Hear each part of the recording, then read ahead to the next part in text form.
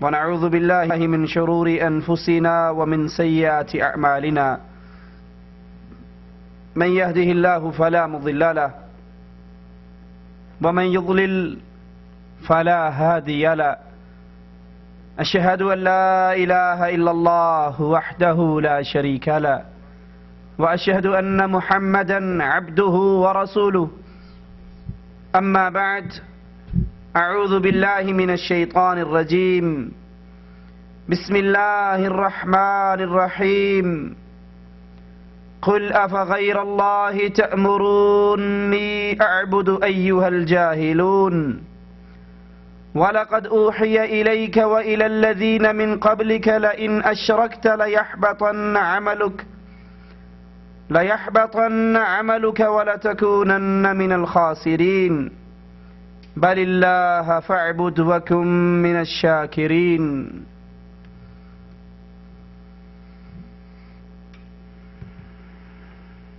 عقیدہ توحید اسلام کی روح رواں ہے.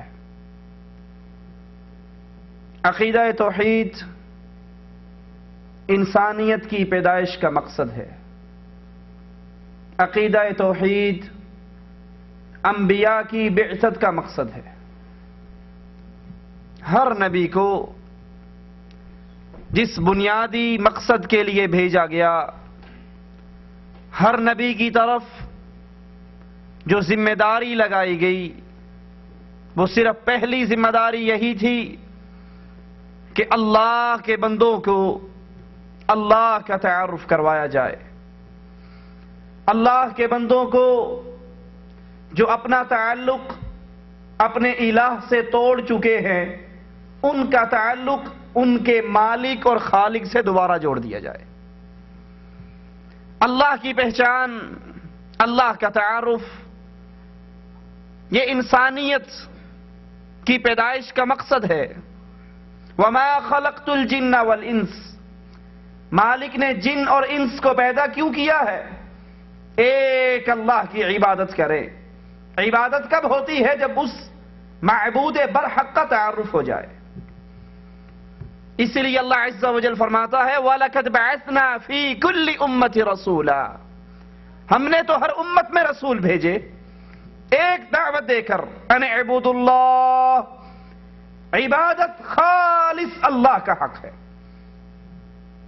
وَاجْتَنِبُوا الطَّاغُوتَ، اللہ کی عبادت کے بجائے شرک شیطان نے جس شکل میں بھی تمہارے اندر رائج کر دیا، تم ایک سچے اللہ کو چھوڑ کر جس کی پوجا کر رہے ہو وہ طاغوت ہے. عبادت اللہ کی کرو اور ہر طاغوت سے اپنے دامن کو چھڑا لو. ہر نبی نے یہی دعوت دی.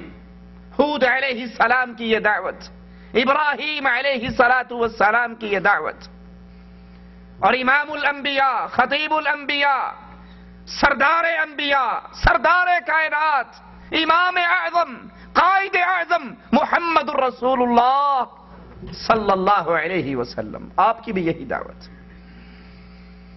آپ آتے ہیں، پہاڑی پہ چڑھتے ہیں، اہل مکہ کو اکٹھا کرتے ہیں، اپنی شخصیت ان کے سامنے پیش کرتے ہیں. 40 سال تم میں گزارے ہیں، هل وجدتمونی صادقا او کاذبا، مجھے کیسا پایا ہے؟ میں کبھی جھوٹ بولتا ہوں؟ کفار مکہ جواب میں کہتے ہیں ہم نے آپ کی زبان سے کبھی جھوٹ نہیں سنا. کہا پھر میری بات کو تسلیم کرو گے؟ اگر میں کہوں اس پہاڑی کے پیچھے ایک قافلہ، ایک لشکر تم پہ حملہ آور ہونے والا ہے، مان لو گے؟ کہا کبھی جھوٹ سنا ہی نہیں ہے تو آج تصدیق کیوں نہیں کریں گے؟ کہا پھر میری سچی بات، میری سچی دعوت، تمہیں ایک ایسا فارمولہ دینے لگا ہوں، اگر تم اس کو تسلیم کر لو تملک العرب والعجم، عرب و عجم کے سردار بن جاؤ گے. ابو لہب نے کہا تیرے بابا کی قسم، تو ایسی ایک بات کہتا ہے، اس طرح کی 10 باتیں بھی کہے جس سے ہم عرب و عجم کے سردار جائے تو ساری مان لیں گے. کہا قولوا لا الہ الا اللہ تفلحون. لا الہ الا اللہ کا اقرار کر لو. تم نے اپنی مشکل کشائی کے لیے، تم نے اپنی حاجت روائی کے لیے، تم نے اپنے مصائب ٹالنے کے لیے مختلف درگاہیں، مختلف در، مختلف خانقاہیں بنا رکھی ہیں، ذمہ داریاں بانٹی ہوئی ہیں. ان سب کا انکار کر کے ایک اللہ کی عبادت پر اقرار ہو جاؤ، ایک اللہ کی عبادت پہ اکٹھے ہو جاؤ. تم نے در بانٹے ہوئے، مشکل کشائی کے لیے کوئی اور، کشتی پار لگانے کے لیے کوئی اور، رزق میں اضافے کے لیے کوئی اور، اولاد دینے کے لیے کوئی اور. کہیں لات ہے، کہیں منات ہے، کہیں حبل ہے، کہیں عزہ ہے، کہیں یعود ہے، کہیں یعوق ہے، کہیں نصر. مختلف درگاہیں ہیں، مختلف مشکل کشا ہیں، مختلف حاجت روا ہیں، اپنے اپنے فیلڈ کے بنا رکھے ہیں. میرا خیال ہے حال ہمارا بھی کوئی مختلف نہیں ہے، خاص طور پہ انڈیا، پاکستان، بنگلہ دیش والوں کا. ہم نے بھی تقسیم کر رکھی ہے یا نہیں؟ کسی کو اولاد لینی ہو اور ہو پاکستان والا تو کہاں جائے گا؟ وہ کہے گا اولاد صرف گجرات کے ڈولے شاہ کے دربار سے ملتی ہے. اور اگر کشتی بھور میں پھنس جائے اس کے لیے حق بہو ہے، حق بہو تک بہو. یار یاڑیا پار لائیں، یہ بہت لمبی چھلانگ مار لے گا تو مولا علی مشکل کشا میری کشتی پار لگا دینا. اگر بھوکا مر رہا ہے، کھانے کو کچھ نہیں مل رہا اور انڈیا کا واسی ہے، اس کی زبان سے آپ کیا جملے سنو گے؟ خواجہ نہ دے گا تو پھر کون دے گا؟ آئے ہیں تیرے در پہ تو کچھ لے کر جائیں گے. یہ غریب نواز ہے خواجہ، یہ بندہ نواز ہیں، یہ بندہ پرور ہیں. پاکستان والا ہے، اس کو کچھ مانگنا ہے، اپنی جھولی بھروانی ہے تو لاہور کالی ہجویری ہے. یہ داتا ہے، یہ گنج بخش ہے، یہ خزانوں کا مالک ہے. گنج بخش فارسی کا لفظ ہے، خزانے دینے والا. داتا جھولیاں بھرنے والا. اگر کوئی مقدمے میں پھنس جاتا ہے، مصیبت میں، عدالتوں کی چکروں میں پڑ جاتا ہے، تو اس کے لیے اسلام آباد کا بری امام ہے جو اس کے دربار پہ آتا ہے، وہ ہر مقدمے سے بری ہو جاتا ہے. اگر کفار مکہ نے، مشرکین مکہ نے اپنی مصیبتیں حل کروانے کے لیے مختلف درگاہیں تلاش کر رکھی تھی، آج کلمہ پڑھ کے ہماری حالت بھی کچھ مختلف نہیں ہے. اور حکومت بانٹنے کے لیے ہم نے مانسیرے کے پہاڑوں کے اندر ایک بابا دھنکے شاہ بٹھایا ہوا ہے. کبھی نواز شریف اس سے جا کر ڈنڈے کھاتا ہے، کبھی بے نظیر پہنچ جاتی. جس کو لاٹھی زیادہ مار دیتا ہے وہ وزیر اعظم بن جاتا ہے. مختلف درگاہیں ہیں، مختلف دربار ہیں، مختلف آستانے ہیں، مختلف پریشانیوں کا حل مختلف جگہ سے ہوتا ہے. کہیں سے اولاد ملتی ہے، اور ایک دربار پیر طوطے شاہ کا ہے جس کا بچہ بولتا نہیں ہے، وہ اس کے دربار کا نمک چٹوا دو تو یہ بچہ بولنے لگ جاتا ہے. رسول اللہ صلی اللہ علیہ وسلم نے اپنی قوم کو یہی دعوت دی، قولوا لا الہ الا اللہ. نہ کوئی کشتی پار لگا سکتا ہے، نہ اولاد دے سکتا ہے، نہ رزق دے سکتا ہے، نہ کوئی داتا ہے، نہ مشکل کشا ہے، نہ حاجت روا ہے، نہ غوث اعظم ہے، نہ بری کرنے والا ہے، نہ حکومت دینے والا ہے، الا اللہ، سوائے عرش والے رب کے. قوم اس کو نہ مانی. قوم نے کہا تھا اجعل الآلہۃ الہا واحدا. کیسی عجیب بات کرتے ہو، ہم نے مختلف ڈپارٹمنٹ بنا کر تقسیم کر رکھی ہے، تم کہتے ہو ساروں کو چھوڑ کر ایک اللہ کی بات مانے. قوم کے اس جواب پر آئیے ذرا قرآن سنیے. قل افغیر اللہ تأمرونی اعبد ایھا الجاہلون. اے نبی ان کفار مکہ سے کہہ دیجئے، افغیر اللہ، میں کہتا ہوں سجدہ اللہ کے لیے، میں کہتا ہوں رکوع اللہ کے لیے، میں کہتا ہوں نظر اللہ کے لیے، نیاز اللہ کے لیے، قربانی اللہ کے لیے، خوف اللہ سے، امید اللہ سے، بھروسے اللہ پر، تم کہتے ہو نہیں امید فلاں پر، بھروسے فلاں سے، محبت فلاں سے. قل افغیر اللہ، کیا تم مجھے اللہ کے علاوہ تأمرونی حکم دیتے ہو اعبدو میں عبادت کروں؟ ایھا الجاہلون، میں کہتا ہوں سجدہ صرف اللہ کے سامنے ہو سکتا ہے، اللہ کے لیے ہو سکتا ہے. تم کہتے ہو پیر سہیلی سرکار کی دربار پہ بھی سجدہ ہو سکتا ہے. تم مجھے غیروں کی عبادت کی طرف دعوت دیتے ہو. ایسی دعوت دینے والا تو جاہل ہوا کرتا ہے. وَلَقَدْ أُوحِيَ إِلَيْكَ وَإِلَى الَّذِينَ مِن قَبْلِكَ، اے محمد علیہ الصلاۃ والسلام، ہم آپ کی طرف بھی وحی کر رہے ہیں، اور آپ سے پہلے جتنے انبیاء گزرے ہم نے سب کو وحی کر کے ایک قانون، ایک دستور، ایک نظام، ایک بات ان تک ہم نے پہنچائی ہے جو آپ تک بھی پہنچا رہے ہیں. اور وہ کیا ہے؟